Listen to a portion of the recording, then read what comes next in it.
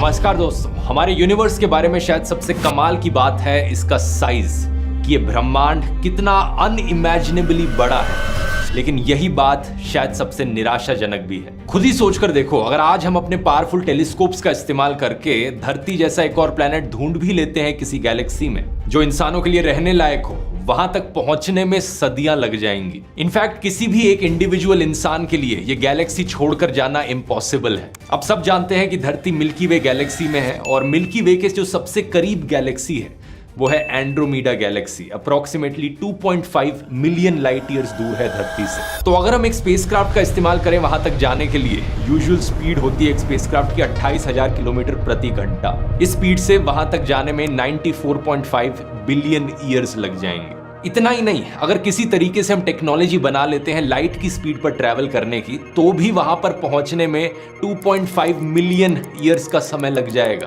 ये बात सही मायनों में निराश कर देने वाली है। आखिर क्या तुक बना ये सारे प्लैनेट्स ढूंढने का जब हम वहां पर कभी ट्रैवल ही नहीं कर पाएंगे। लेकिन अगर एक शॉर्टकट रास्ता हो गैलेक्सी के बाहर तक ट्रैवल करने का, एक ऐसा शॉर्टकट जिसके जरिए हम ये मिलियन लाइट ईयर्स का सफर कुछ महीनों में ही तय कर ले, तब ये बातें जरूर दिलचस्प बन जाती हैं। ये शॉर्टकट्स हैं दोस्तों, वर्म होल्स।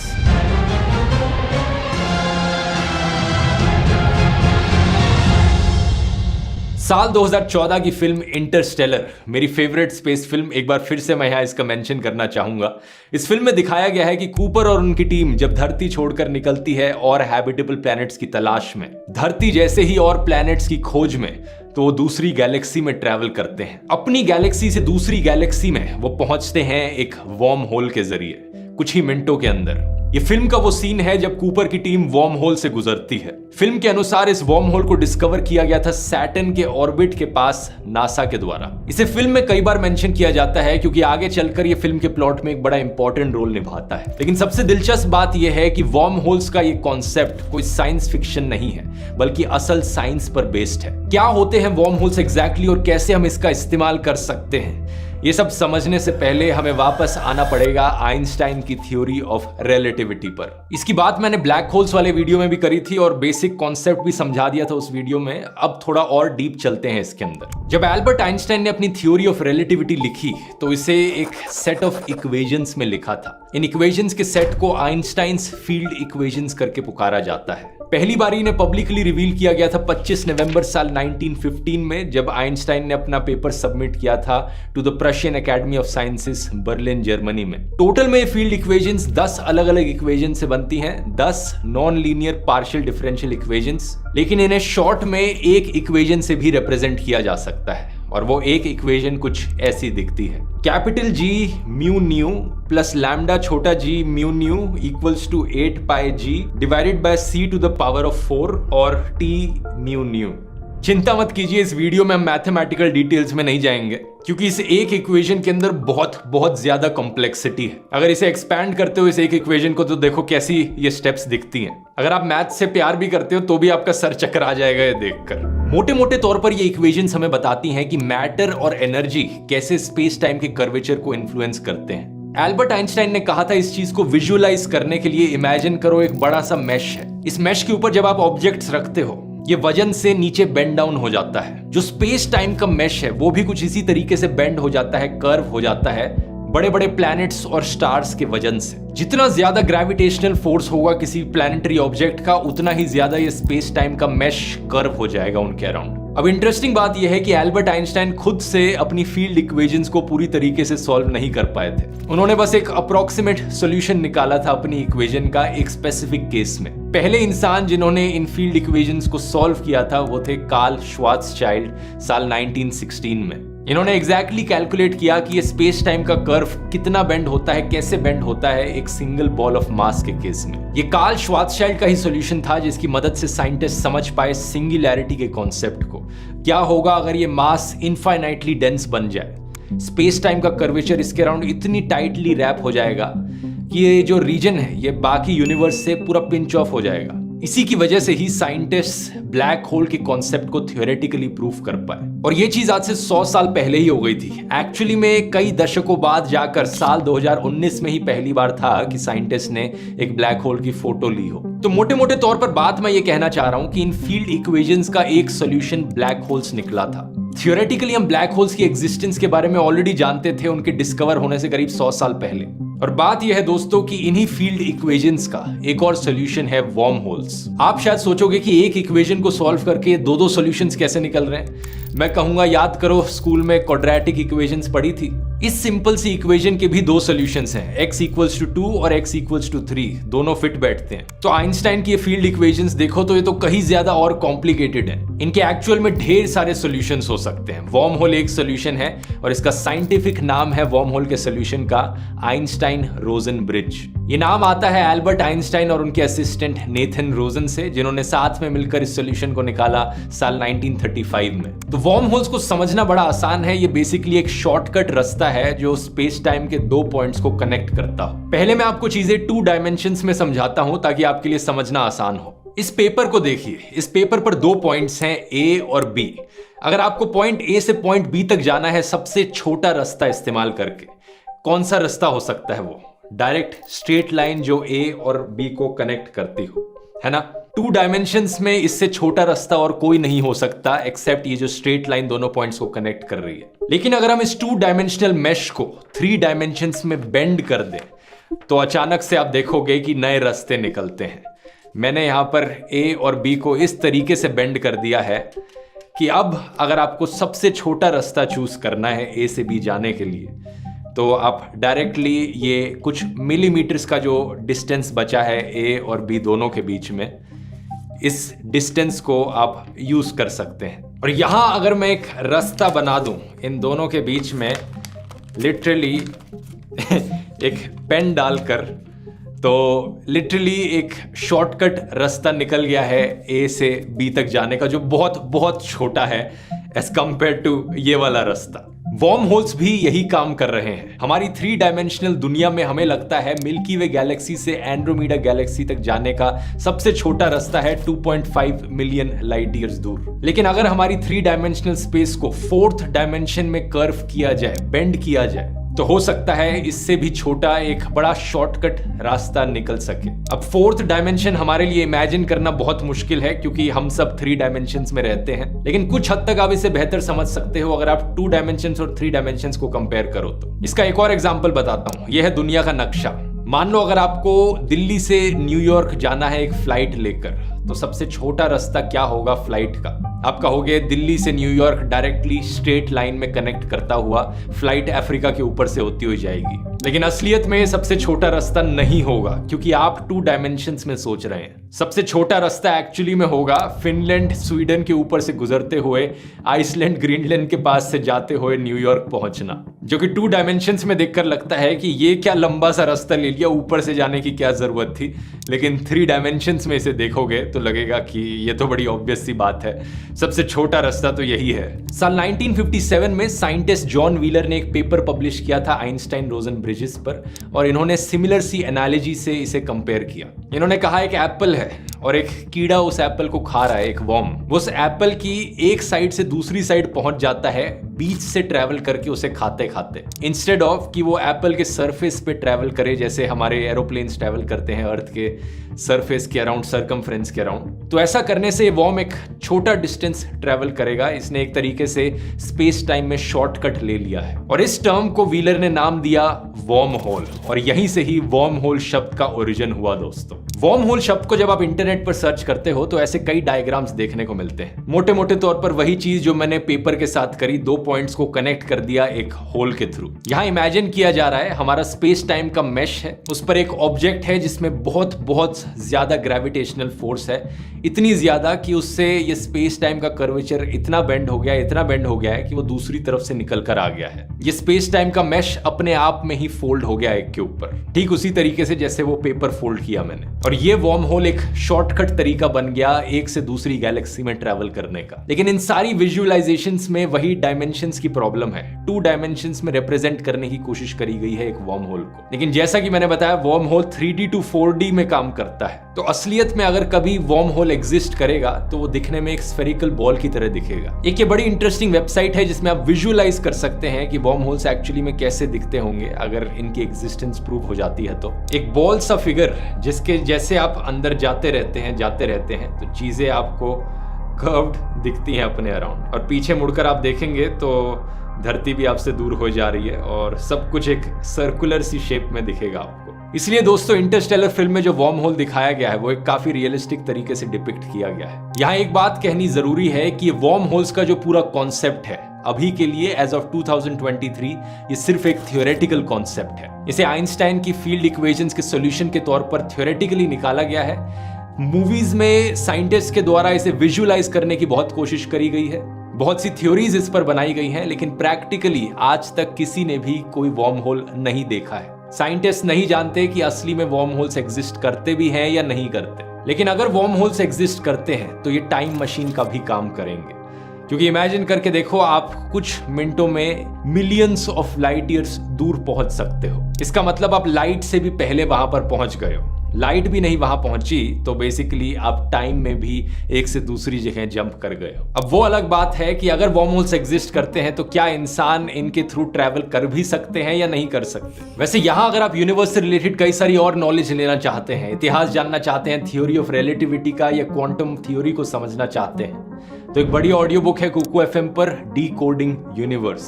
11 एपिसोड में फैली 100 मिनट से ज्यादा की ऑडियो बुक, जिसमें बहुत सारी ऐसी चीजों के बारे में समझाया गया है। कुकू एफएम को नहीं जानते, एक बड़ी ऑडियो लर्निंग का प्लेटफॉर्म जहां पर ढेर सारे टॉपिक्स पर ऐसी नॉलेजेबल ऑडियो बुक्स आपको सुनने को मिलती हैं। यहाँ अगर कुकू एफएम आपने अभी तक ज्वाइन नहीं किया है तो कूपन कोड ध्रुव50 इस्तेमाल कर सकते हैं इनके पहले महीने के सब्सक्रिप्शन पर 50% ऑफ पाने के लिए। 99 रुपीज की जगह कॉस्ट सिर्फ 49 रुपीज पड़ेगी। इसका लिंक नीचे डिस्क्रिप्शन में मिल जाएगा, जाकर चेकआउट कर सकते हैं। अब टॉपिक पर वापस आते हैं। कई सारी प्रैक्टिकल प्रॉब्लम्स यहाँ पर आती हैं वर्म होल्स को सच मानने पर। पहला सवाल तो ये कि वर्म होल की जो ओपनिंग है वो कैसे बनेगी। हमें यहाँ पर बहुत भारी ग्रेविटेशनल फोर्स की जरूरत है। कहां से आएगा ये ग्रेविटेशनल फोर्स? अगर आपने मेरे पुराने स्पेस रिलेटेड वीडियोस देखे हैं तो आप गेस कर सकते हैं कि जवाब यहाँ क्या होने वाला है। एक ब्लैक होल। आइंस्टाइन और उनके असिस्टेंट रोजन ने थ्योराइज किया कि सिर्फ ब्लैक होल्स में ही इतनी ग्रेविटेशनल फोर्स हो सकती है कि वो वर्म होल्स की इन टनल्स को ओपन अप कर पाए। ब्लैक होल्स की तरफ सब कुछ आकर्षित होता है तो सब कुछ उसकी तरफ अट्रैक्ट होके इस वर्म होल के थ्रू फ्लो करेगा, इस टनल के थ्रू जाएगा। लेकिन अगला सवाल ये उठता है कि इस टनल की दूसरी तरफ क्या होगा। अगर दूसरी तरफ भी ब्लैक होल हुआ तो इस टनल से बाहर निकलने का कोई रास्ता ही नहीं होगा, इसके अंदर कंप्लीटली ट्रैप होकर आप रह जाओगे। बेसिकली फिर ये वर्म होल कोई टनल नहीं होगी एक से दूसरी तरफ जाने के लिए, बल्कि एक ट्रैप करने की जगह होगी। तो कुछ ऐसा होना चाहिए दूसरी तरफ जो ब्लैक होल के ऑपोजिट हो हर सेंस में। कोई ऐसी चीज जो ब्लैक होल जितनी ही पावरफुल हो लेकिन बिल्कुल ऑपोजिट तरीके से काम करे, जो चीजों को अपनी तरफ आकर्षित करने की जगह चीजों को अपने से दूर भेजे, ताकि एक एग्जिट पॉइंट क्रिएट हो पाए। और यहां पर हमारी कहानी में एंट्री होती है दोस्तों व्हाइट होल्स की। एक बार फिर से व्हाइट होल्स एक ऐसा कॉन्सेप्ट है जिसे प्रूव किया जा चुका है थियोरेटिकली आइंस्टाइन की फील्ड इक्वेशंस के द्वारा। ब्लैक होल्स, वर्म होल्स के अलावा व्हाइट होल्स एक और सोल्यूशन है इन फील्ड इक्वेशंस का। क्या है ये व्हाइट होल्स? जैसे व्हाइट ब्लैक का ऑपोजिट होता है, एक व्हाइट होल ब्लैक होल का हर सेंस में ऑपोजिट होगा। जैसे कि ब्लैक होल में कोई भी लाइट एस्केप नहीं कर सकती एक बार उसके अंदर ट्रैप हो जाए, तो व्हाइट होल में दूसरी तरफ कोई भी लाइट एंटर नहीं कर सकती, सिर्फ बाहर ही निकल सकती है। इसका मतलब व्हाइट होल दिखने में बहुत ही एक्सट्रीमली ब्राइट कलर का होगा, व्हाइट कलर का होगा। रशियन थ्योरेटिकल फिजिसिस्ट और कॉस्मोलॉजिस्ट इगोर नोविकोव पहले इंसान थे जिन्होंने इस व्हाइट होल शब्द का प्रयोग किया साल 1964 में। साइंटिस्ट के अनुसार white hole basically black hole का टाइम रिवर्सल है। जैसे ब्लैक होल का जो इवेंट होराइजन होता है वो एक नो रिटर्न का पॉइंट होता है, उसे क्रॉस कर लिया तो उसके बाद कुछ भी एस्केप नहीं कर सकता। ऐसे ही व्हाइट होल का जो इवेंट होराइजन होता है वो एक बाउंड्री ऑफ नो एडमिशन है, उस पॉइंट के आगे कुछ जा नहीं सकता। जो ऑब्जेक्ट्स व्हाइट होल के अंदर होते हैं वो बाहर जरूर जा सकते हैं, बाहर की दुनिया से इंटरेक्ट कर सकते हैं, लेकिन अंदर वापस लौटकर कुछ नहीं आ सकता। इवन दो आइंस्टाइन की रिलेटिविटी थ्योरी का ये एक सॉल्यूशन है, लेकिन कोई नहीं जानता कि रियलिटी में व्हाइट होल्स फॉर्म कैसे होंगे। ब्लैक होल्स की फॉर्मेशन के बारे में मैंने ब्लैक होल्स वाले वीडियो में एक्सप्लेन किया था, जब एक स्टार अपने आप में कोलैप्स कर जाता है, लेकिन इसका उल्टा कुछ हो नहीं सकता। तो ये व्हाइट होल जैसी कोई चीज एग्जिस्ट कर भी सकती है या नहीं कर सकती, ये चर्चा का मुद्दा है साइंटिस्ट के बीच में आज तक। कुछ साइंटिस्ट का मानना है कि जब बिग बैंग हुआ था और यूनिवर्स की शुरुआत हुई थी, उस मोमेंट ऑफ क्रिएशन पर सब कुछ एक बहुत ही बड़े व्हाइट होल से निकला होगा। एक दूसरी थ्योरी स्टीफन हॉकिंग के द्वारा दिए गए आइडिया पर बेस्ड है। स्टीफन हॉकिंग ने कहा था कि एक ब्लैक होल इवेंचुअली इवेपोरेट कर जाएगा, रेडिएशन जब उससे लीक होती रहेगी। Black holes are not eternal.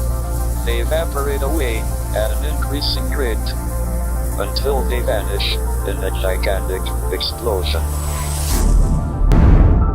लेकिन जब एक ब्लैक होल इवेपोरेट करके खत्म हो जाएगा तो उसके अंदर जो इंफॉर्मेशन मौजूद थी उसका क्या होगा, उसके अंदर जो मैटर मौजूद था उसका क्या होगा। यहाँ क्वांटम थ्योरी में एक फंडामेंटल लॉ है जो कहता है कि कोई भी इंफॉर्मेशन लॉस्ट नहीं हो सकती। इसे नो हाइडिंग थ्योरम कहा जाता है। नो हाइडिंग थ्योरम के अनुसार अगर कोई इंफॉर्मेशन एक सिस्टम से गायब हो जाती है तो वो यूनिवर्स में कहीं ना कहीं और एग्जिस्ट जरूर कर रही होगी। तो थियोरेटिकली अगर एक ब्लैक होल में ये सारा मैटर, ये सारी इंफॉर्मेशन अगर सक इन हो रही है, ब्लैक होल के जाने के बाद ये कहीं ना कहीं स्पिट आउट भी हो रही होगी, और ये लाइकली हो रहा होगा एक व्हाइट होल के थ्रू। इसी आर्ग्यूमेंट के बेसिस पर कई साइंटिस्ट कहते हैं कि व्हाइट होल तब फॉर्म होता है जब एक ब्लैक होल मर जाता है। लेकिन आज तक हमारे पास कोई सब्सटैंशियल इंफॉर्मेशन नहीं है इस चीज को लेकर कि ब्लैक होल की डेथ कैसे होती है। दूसरी तरफ कुछ साइंटिस्ट आर्ग्यू करते हैं कि व्हाइट होल्स जैसी चीज एग्जिस्ट करना थियोरेटिकली इम्पॉसिबल है, क्योंकि ये सेकंड लॉ ऑफ थर्मोडायनेमिक्स को वायलेट करता है। जैसा आपने स्कूल में पढ़ा होगा, सेकंड लॉ ऑफ थर्मोडायनेमिक्स कहता है कि एंट्रोपी किसी भी सिस्टम में कम नहीं हो सकती। इस पेपर का ही एग्जांपल लेकर देख लो। अगर इस पेपर को मैं फाड़ दूं तो इस पेपर को के फटने के बाद जो एंट्रोपी है वो इंक्रीज हो रही है। अब इसे वापस एग्जैक्टली उसी तरीके से ज्वाइन करना पॉसिबल नहीं है। जिस तरीके से कोई पेपर श्रेडिंग मशीन पेपर्स को श्रेड करने का काम करती है, जिससे पेपर की एंट्रोपी बढ़ती है, ठीक इसी तरीके से ब्लैक होल्स यूनिवर्स में हर चीज को श्रेड करने का काम करते हैं। पूरे के पूरे प्लैनेट्स और स्टार्स को ब्लैक होल्स निगल जाते हैं और सिर्फ रेडिएशन बचती है। इससे पूरे यूनिवर्स में एंट्रोपी बढ़ती है। लेकिन अगर इसी चीज को इमेजिन करने की कोशिश करो कि ये रिवर्स में हो रही है, एंट्रोपी कम हो रही है, ये पॉसिबल ही नहीं है। और अगर व्हाइट होल्स एग्जिस्ट करते हैं तो एसेंशियली वो यही काम करेंगे। इसलिए इस लॉजिक से वो एग्जिस्ट नहीं हो सकते शायद। लेकिन इसके बावजूद भी कुछ साइंटिस्ट का मानना है कि ना सिर्फ व्हाइट होल्स एग्जिस्ट करते हैं, बल्कि साल 2006 में साइंटिस्ट ने व्हाइट होल्स का एक दृश्य देखा। 14 जून साल 2006 की बात है। एक स्पेस सैटेलाइट जिसका नाम है नील गेरेल्स स्विफ्ट ऑब्जर्वेटरी, इसने एक एस्ट्रोनॉमिकल इवेंट को कैप्चर किया। साइंटिस्ट ने देखा कि एक व्हाइट लाइट का एक एक्सप्लोजन सा हुआ है और ये अचानक से फिर गायब हो गया। इस इवेंट को नाम दिया गया GRB 060614। ये एक गामा रे बर्स्ट था। गामा रे बर्स्ट बेसिकली बहुत ज्यादा एनर्जेटिक एक्सप्लोजन्स होते हैं जो दूर की गैलेक्सीज में ऑब्जर्व किए जाते हैं। यूजुअली इवेंट्स तब होते हैं जब कोई ब्लैक होल एक बड़े से स्टार को निगल जाता है। लाइट के बड़े ब्राइट एक्सप्लोजन्स देखने को मिलते हैं, लेकिन इस केस में कोई स्टार के होने का एविडेंस नहीं पाया गया। तो ये हाइपोथेसाइज किया गया कि ये एक व्हाइट होल की ऑब्जर्वेशन थी। उसके बाद से लेकर अब तक कोई ऐसे इवेंट्स दोबारा देखने को हमें नहीं मिले हैं, और इसलिए अभी तक व्हाइट होल्स सिर्फ एक थियोरेटिकल चीज है। लेकिन बात यहाँ ये नोट करने वाली है कि ब्लैक होल्स भी एक समय पर थियोरेटिकल चीज हुआ करते थे, लेकिन फिर एक दिन उन्हें प्रैक्टिकली प्रूफ कर दिया गया। तो हो सकता है आने वाले टाइम में व्हाइट होल्स के साथ भी ऐसा ही हो। सेम चीज वर्म होल्स के बारे में भी कही जा सकती है दोस्तों। हो सकता है आने वाले टाइम में उन्हें साबित किया जा सके, लेकिन अगर इनकी एग्जिस्टेंस को साबित कर भी दिया जाए तो साइंटिस्ट इस बात पर भी बड़ा डाउट करते हैं कि इंसान एक्चुअली में उनके थ्रू ट्रैवल कर पाएंगे या नहीं कर पाएंगे। वर्म होल्स की एग्जिस्टेंस को लेकर सबसे इंटरेस्टिंग लेटेस्ट खबर है साल 2015 की, जब साइंटिस्ट ने एक लेबोरेटरी में मैग्नेटिक वर्म होल क्रिएट कर दिया। तो अभी तक जो हम वर्म होल्स की बात कर रहे थे वो ग्रेविटेशनल फोर्स के सेंस में कर रहे थे, लेकिन अगर मैग्नेटिक फोर्स की बात करी जाए तो साइंटिस्ट ऑलरेडी वर्म होल को क्रिएट करने में सक्सेसफुल रहे हैं। इसका मतलब क्या हुआ यहाँ पर? अब मैग्नेट के दो एंड्स होते हैं दोस्तों, एक नॉर्थ पोल एक साउथ पोल। हम सब जानते हैं कि दो एंड्स हमेशा साथ में रहते हैं। अगर आप एक मैग्नेट को दो पीसेस में तोड़ भी दोगे तो दोनों पीसेस के अपने दो पोल्स फिर भी रहेंगे। अब साइंटिस्ट ने कुछ स्पेशल मटेरियल्स का इस्तेमाल करके क्या अचीव कर लिया कि मैग्नेट्स के जो दो पोल हैं उन्हें सेपरेट कर दिया, बीच में इनविजिबल गैप लगा दी। बेसिकली एक मैग्नेट की मैग्नेटिक फील्ड वॉर्म होल के एक एंड से अंदर गई और दूसरे एंड से बाहर निकली। इसकी विजुअलाइजेशन यहां आप देख सकते हो। लेफ्ट वाली इमेज एक डिवाइस दिखाती है जो साइंटिस्ट ने क्रिएट किया, जिसने मैग्नेट के दो पोल्स को सेपरेट कर दिया। तो ये डिवाइस बेसिकली वॉर्म होल का काम कर रहा है मैग्नेटिक फील्ड के लिए। हमें आंखों से तो ये डिवाइस दिख रहा है, लेकिन अगर मैग्नेटिक फील्ड्स को ही आप देखोगे राइट पिक्चर में तो आपको दिखेगा कि एक तरफ एक पोल है मैग्नेट का, दूसरी तरफ सेपरेट आउट होके दूर दूसरा पोल है। जैसे स्पेस में worm hole space time curvature को बेंड करने का काम करेगा, यहाँ इस वॉर्म होल ने मैग्नेटिक फील्ड को बेंड करने का काम किया। इस मैग्नेटिक वॉर्म होल को बनाने के लिए एक high temperature super conducting material का इस्तेमाल किया गया था, जिसका नाम है यूटेरियम बेरियम कॉपर ऑक्साइड, और इसे एक लिक्विड नाइट्रोजन बाथ में रखा गया था इस एक्सपेरिमेंट को करने के लिए। फाइनली दोस्तों मैं कहना चाहूंगा कि अगर वॉर्म होल्स का एग्जिस्टेंस नहीं भी प्रूव हो पाता है आने वाले टाइम में, इसका मतलब ये नहीं कि हम और तरीके नहीं ढूंढ सकते फास्टर देन लाइट ट्रेवल करने के। थियोरेटिकली देखा जाए तो कई और सॉल्यूशंस प्रपोज किए जाते हैं, जैसे कि एक है अल्क्यूबियर ड्राइव। इसे प्रपोज किया गया था साल 1994 में थियोरेटिकल फिजिसिस्ट मिगुएल अल्क्यूबियर के द्वारा। आइडिया यहाँ ये है कि एक ऐसा स्पेसक्राफ्ट होगा जो लाइट से तेज स्पीड पर ट्रैवल कर पाएगा। लेकिन कैसे कर पाएगा? ये कर सकेगा अपने सामने के स्पेस टाइम कर्वेचर को कॉन्ट्रैक्ट करके और अपने पीछे के स्पेस टाइम कर्वेचर को एक्सपैंड करके। थियोरेटिकली देखा जाए दोस्तों, आइंस्टाइन की फील्ड इक्वेशन का एक और सॉल्यूशन यहाँ पर अल्क्यूबियर ड्राइव प्रेजेंट करता है। ये बड़ा इंटरेस्टिंग होगा देखना कि आने वाले टाइम में और कौन कौन से सॉल्यूशंस प्रपोज किए जाते हैं इन फील्ड इक्वेशंस के, और क्या क्या प्रैक्टिकल चीजें इनसे निकल पाती हैं। अभी के लिए ये वीडियो पसंद आया तो ब्लैक होल्स वाला वीडियो देख सकते हैं, वो भी जरूर आपको पसंद आएगा। और अगर वो भी देख लिया है तो स्पेस के ऊपर मैंने पूरी प्लेलिस्ट बना रखी है वीडियोस की, सारे स्पेस रिलेटेड टॉपिक्स यहाँ क्लिक करके देख सकते हैं। बहुत बहुत धन्यवाद।